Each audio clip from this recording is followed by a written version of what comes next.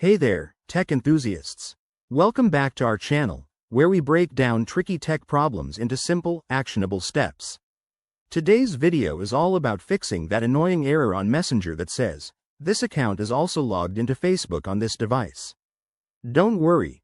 It's a common issue, especially with the 2025 updates, and we're going to resolve it in no time.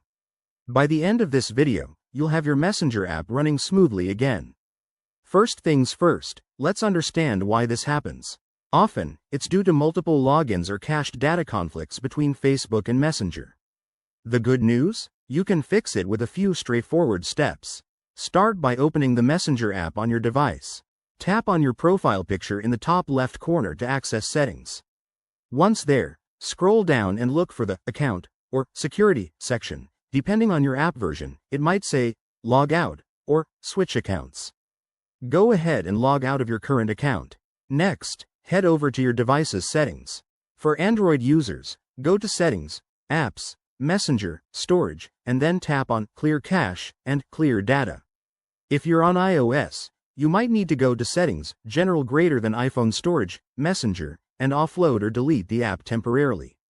This clears any conflicting data. After that, restart your device to ensure everything refreshes properly. Now, reopen the Messenger app and log back in with your Facebook credentials. If the error persists, make sure your apps are up to date. Go to your App Store, search for Messenger and Facebook, and update them if needed. Sometimes, a simple update fixes these glitches.